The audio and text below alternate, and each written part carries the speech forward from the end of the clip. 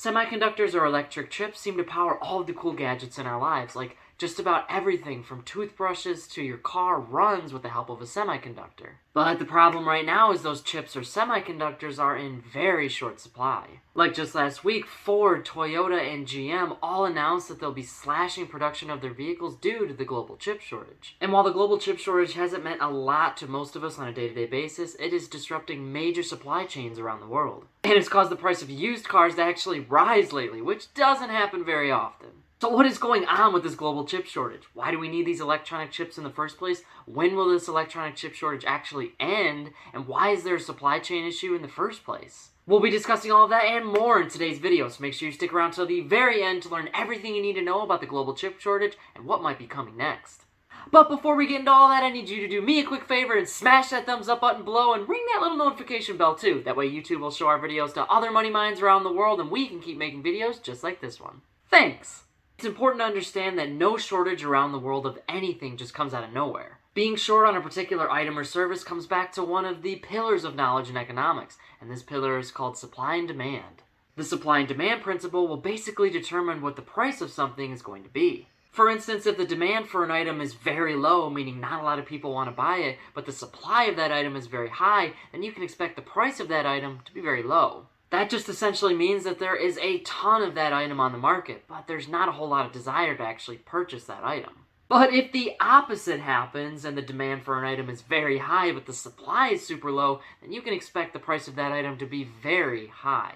The price is so high because a ton of people actually want to purchase this item, but they can't because the supply of the item is so low. This can lead to suppliers actually running out of the product they're trying to sell. And we can see this happen pretty much in every market, from the semiconductor crisis to Popeye selling their chicken sandwich. I mean, it's no extra guac at Chipotle, And just to be clear, there are a ton of different factors that go into pricing a specific item. Everything from the cost of manufacturing, to delivery rates, to the inflation rate at that time, to the actual location that the item is going to be sold in. All of those things will affect the price of an item. But supply and demand also plays a huge role into what consumers can get and how much they'll pay for something. So where did this chip or semiconductor shortage actually come from? Well, when the pandemic started back in the spring of 2020, a lot of factories around the world were forced to close. This meant that chip manufacturing was halted too. But in addition, we saw a ton of economic stimulus during this time. Stimulus payments, pausing the student loan payment program, and even some extra unemployment allowed Americans to get back on their feet, but it also allowed them to spend more. So as inflation hadn't really taken off yet, Americans started to buy things that they really needed or really wanted. A large portion of Americans went out and used that money to buy a computer because it looked like the world was going to switch from an office life to a work-from-home life.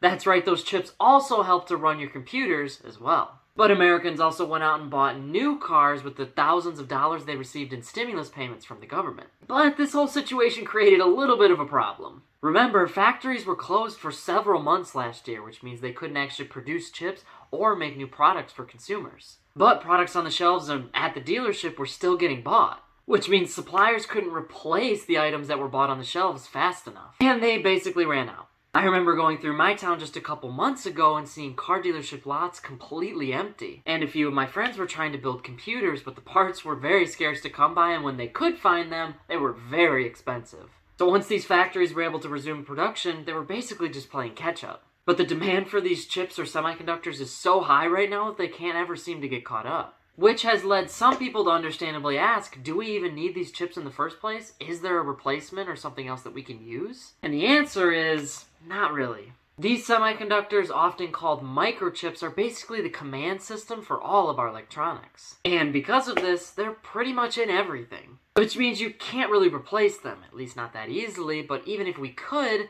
that wouldn't really fix our supply and demand problem. You would just be replacing one electronic for another electronic. And increasing production gets a little tricky too. These chips go through multiple phases of manufacturing and take several days to make, and even more, they have to be monitored by experts throughout the entire process. And most of the production of these chips takes place in Asia, which means even after they're created, they need to be shipped across seas just to be implemented. In addition, increasing COVID cases and bad weather has swept through these factories and has slowed down production even more. So will we ever get out of this global chip shortage, or is this just life now? Well, probably, but experts are guessing that won't happen until at least next year or 2023. which means things like used electronics and used cars are kind of a hot commodity right now. This is because consumers can't purchase a brand new laptop or a brand new car right now. So if you have a slightly used car or electronic right now, those items are actually going up in value because if consumers can't buy the new thing, they'll buy the next best thing. Which means the demand for used cars and electronics is currently going up, which means the price of those items is also rising, but the supply is slowly dwindling. And while we probably won't be in this global chip shortage forever, a few things do need to happen if we can even begin to see the light at the end of the tunnel. Electronic manufacturers from Intel to Apple to even GM and Ford are slashing production in hopes to actually replenish the world's supply of chips. Items that use these semiconductors are currently in demand, but experts believe that demand will eventually level out for these electronics. In addition, we'll most likely need to diversify the manufacturing process for these chips. Right now, most of the chips are manufactured in Asia, but bills in the US and the European Union would set money aside for factories to be built and the chips to be made there. This could cut down on delivery times and have more opportunities for chips to be made. And this is an issue that experts believe the world will need to address sooner rather than later, because demand for electronics is only going up worldwide, and as technology advances, we'll eventually need more microchips. So solving this issue won't just help the microchip industry right now, it'll decide what happens with the microchip industry in the future. So you might want to hold on to your laptops and used cars, at least for now. But that is it for today's business and financial news breakdown. If you liked the video, make sure to smash that like and subscribe button below and share with a money mind who's maybe in the market for a new car. Maybe they'll just get lucky. Keep hustling, money minds, and I'll see you all in the next one.